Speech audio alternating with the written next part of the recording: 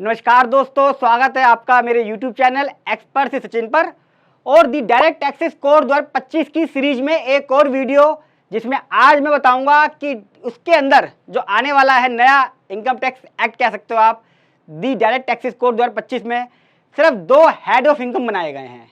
पहला है special source, दूसरा है ऑर्डिनरी सोर्स। उसको बारे में डिटेल में बताऊंगा, साथ में कुछ और फर्क भी बताऊंगा। और एक बात बड़ी इंपॉर्टेंट बता दूं, लास्ट वीडियो में लोग काफ़ी कंफ्यूज हो गए हैं कि यार टैक्स बढ़ने वाला है, टैक्स बढ़ने वाला है। टैक्स बढ़ने वाला नहीं दोस्तों, टैक्स सिंप्लीफाई होने वाला है। किसी भी आम आदमी के ऊपर 1 रुपये का भी टैक्स बर्डन नहीं आएगा, यकीन मानिए दी डायरेक्ट टैक्स कोड 2025 के अंदर। तो किसी तरह की अफवाह में ना आए जो वीडियो डालने हैं लोग कि ये हो गया वो हो गया, ऐसा कुछ भी नहीं है। मैं आपको अपडेट करता रहूँगा यहाँ पे। अच्छा, स्टार्ट करता हूँ। एक इंपॉर्टेंट चेंजेस पिछली वीडियो में बताए थे मैंने क्या क्या चेंजेस आए। आज एक और चेंजेस। जो इनकम टैक्स एक्ट है उसमें 3 कैटेगरी थी, resident, non resident, resident but not ordinary resident. जब भी टैक्स लगता है इंडिया के अंदर उसका रेसिडेंशियल स्टेटस चेक किया जाता है, यानी कि जो रेसिडेंट है उसकी ग्लोबल इनकम टैक्सेबल होगी। अगर वो इंडिया में रह रहा है, इंडिया का रेसिडेंट है, ग्लोबल इनकम टैक्सेबल होगी, चाहे वो कहीं भी कमा रहा हो।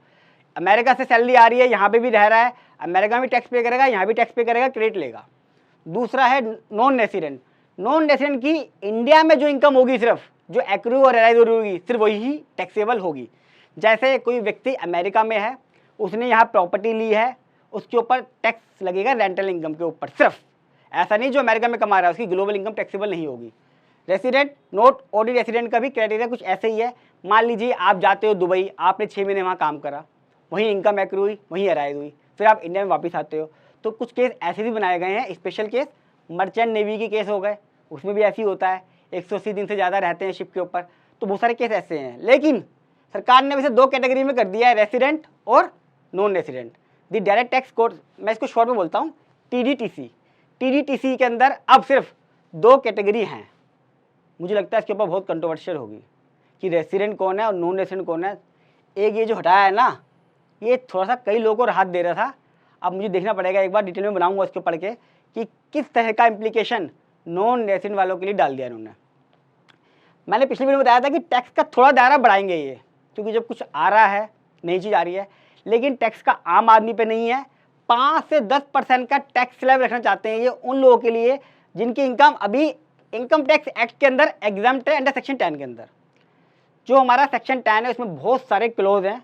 LIC की इनकम है, उसकी मेच्योरिटी की है, offshore units distribute by LIC, mutual fund units distribute by mutual fund agencies, इनकी इनकम पूरी तरीके से सरकार ने माफ़ करी हुई है। ग्लोबल ट्रस्ट इन्वेस्टमेंट, कई सारे ऐसे इन्वेस्टमेंट फंड हैं जो कमाते तो हैं, वो सरकारी हैं, लेकिन सरकार ने बोला यार 5 से 10% के बीच में टैक्स लगाएंगे।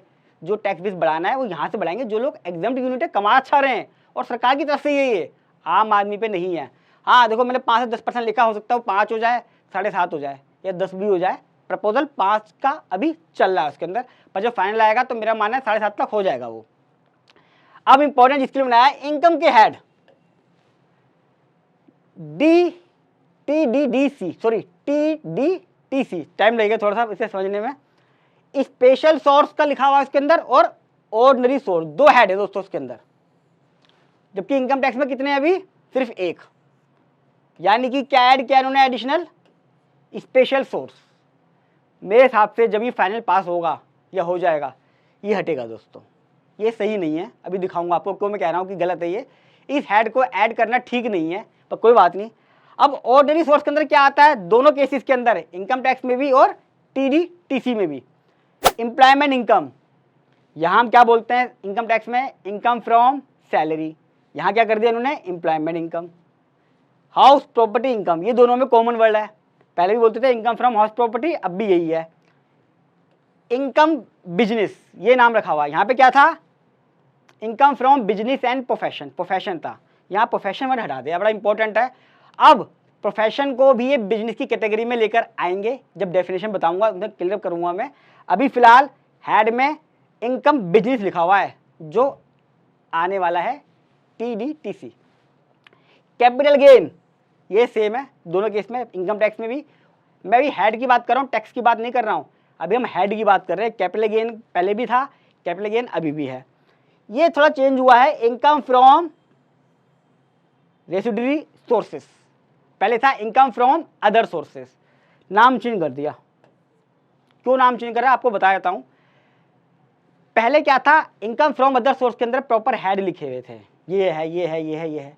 अब इन्होंने हेड बना दिया कि कहीं भी अगर इन हेड में टैक्सेबल नहीं हो पाया या इसमें भी टैक्सेबल नहीं हो पाया तो इनकम टैक्स ऑफिसर के पास या सरकार के पास पावर है कि वो इसको इसमें टैक्सेबल कर सकती है। जैसे गवर्नमेंट ग्रांट्स अभी फ्री हैं, अगर मान लो इस पर टैक्स लगाना तो कैसे लगाएगी, अभी प्रोविजन कोई है ही नहीं, एग्जम्पशन का है, इसमें लगा देगी। कोई कैपिटल रिसिप्ट है, आपके किसी ने पेमेंट करी 1 करोड़ की मशीनरी परचेज करने के लिए और वो पैसा भूल गया, वो या आगे पेमेंट नहीं कर पाया, बैड डेप्ट हो गया वो आपके इसमें, आपके हाथ में क्या थी, वो कैपिटल रिसिप्ट अभी तक एग्जम्प्ट थी, क्योंकि कैपिटल रिसिप्ट से आपके बिजनेस तो नहीं है ये, तो क्या होगा, इस हेड में वो टैक्सेबल कर देंगे। चलिए मैंने आपको सेकंड पॉइंट बता दिया अभी, ये वाला, इसमें 1 2 3 4 5 है, पहले ही 5 थे, चेंज बता दिए। अब एक नंबर जो उन्होंने एडिशनल ऐड करा है उसके अंदर क्या है वो देख लीजिए, स्पेशल सोर्स। देखिए दोस्तों, इसके अंदर A B C D E 5 category बनाई है इन्होंने, 5 कैटेगरी। मैंने E लिखा नहीं है क्योंकि E थोड़ा सा इरेलीवेंट था, वो हुडी के ऊपर रहेगा, मैंने डिस्क्रिप्शन बॉक्स में डाल दिया, पढ़ लेना। मेन 4 हैं। पहला कौन सा है, any amount which is found to be credited in books of account of a person maintain during the financial year, क्योंकि फाइनेंशियल ईयर स्टार्ट हो गया है तो सब जगह फाइनेंशियल लिख दिया, असेसमेंट ईयर खत्म हो चुका है TDTC के अंदर, ये थोड़ा सा आसान हो गया हमारे लिए। लेकिन फाइनेंशियल ईयर हमारा अप्रैल से शुरू हुआ है, हो सकता है जब प्रपोजल आ जाए, पहले बात यही चल रही है कि कैलेंडर ईयर कर दिया जाए, लेकिन अभी इसके अंदर कैलेंडर ईयर लिखा हुआ कहीं नहीं है, लिखा हुआ फाइनेंशियल ईयर ही है। तो जब आएगा कैलेंडर ईयर मैं आपको अपडेट कर दूंगा। इसका मतलब क्या दोस्तों, स्पेशल सोर्स की इनकम है, हो सकता है आपकी सैलरी 15 लाख रुपए है और बैंक के अंदर क्रेडिट हुआ हुआ 60 लाख रुपए, वो UPI वाली बात आ गई, इधर की बात आ गई उधर की बात आ गई। अब सरकार के पास राइट आ गया है कि उस इनकम को स्पेशल सोर्स के अंदर टैक्स लिया है, अगर आपने उसकी कोई एक्सप्लेनेशन नहीं दी तो। ये आगे भी लिखे हुए, मैंने लिखा नहीं इसके अंदर, स्क्रीन पे मैंने आपको दिखा दिया, डिस्क्रिप्शन में भी लगा दिया है। अगर आपने उसकी कोई एक्सप्लेनेशन नहीं दी तो, या आपने उसकी एक्सप्लेनेशन दी और इनकम टैक्स ऑफिसर उस बात को नहीं माना तो उस केस में इसको स्पेशल सोर्स के अंदर टैक्सेबल कर दिया जाएगा। आज तक कभी इनकम टैक्स ऑफिसर माना हमारी एक्सप्लेनेशन को? हम कहते हैं ये UPI आई है, हम 7 लोग दुबई घूमने गए थे, उसने कहा ले यार तेरे में सारा पैसा ट्रांसफर कर रहे हैं, तू बुकिंग करा दियो। केस लगा मेरा 3 साल बाद।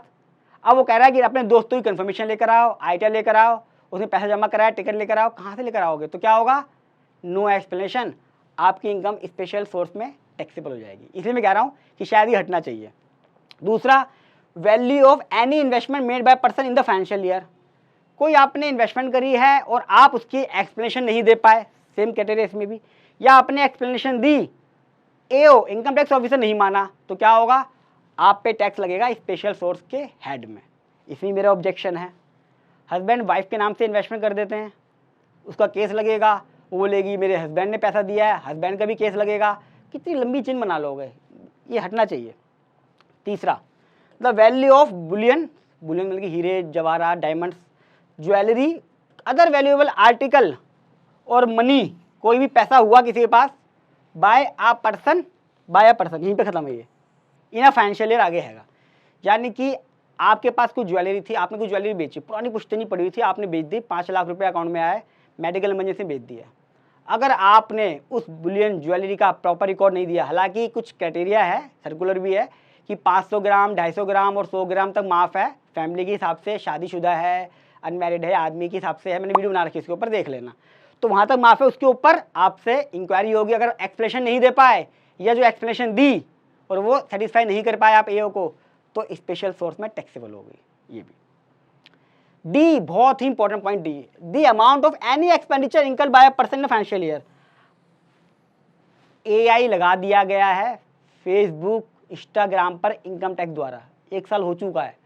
कहीं भी आप घूमने जा रहे हो, फोटो खींच रहे हो, कुछ कर रहे हो, सारा पता कर लेगा। हम लोग क्या करते हैं, दुबई गए, कैसे लेते हैं हम फॉरेन एक्सचेंज, सबको जानते हैं हमको, ये तो पैसा कैसे जाता है, टिकट कैसे बुक होती है, और टिकट बुक हो भी आती है तो खर्चा क्या होता है, पर्सनल बुक्स में डेबिट हो जाता है।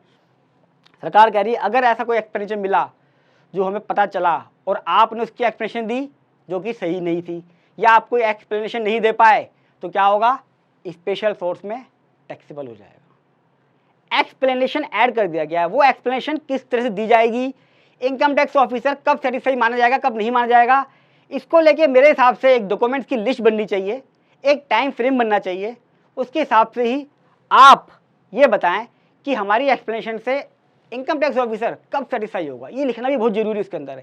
एक जनरल वर्ड लिखने से मेरे पास ऑर्डर आता है, उसमें लिखा होता है assessee submit all the details everything but reply is not acceptable. 3 line के अंदर मेरी पूरे साल की मेहनत खराब कर देते हैं वो। उनको लिखना चाहिए कि क्यों नहीं है एक्सेप्टेबल, ऐसी कौन सी कमी थी जो उसे चाहिए। वो मुझसे मांग सकता कि भैया ये चीज़ कमियां थी, मैं नहीं, मुझे नहीं कर पा रहा इस बेस पे, मैं मुझे भी अच्छा लगता, क्या पता मैं प्रोवाइड करा देता। कुछ स्पीकिंग ऑर्डर है, इसे बोलते हैं स्पीकिंग ऑर्डर, वो होना चाहिए। तो ये चेंजेस है TDTC के अंदर जो इनकम हेड के अंदर आया है।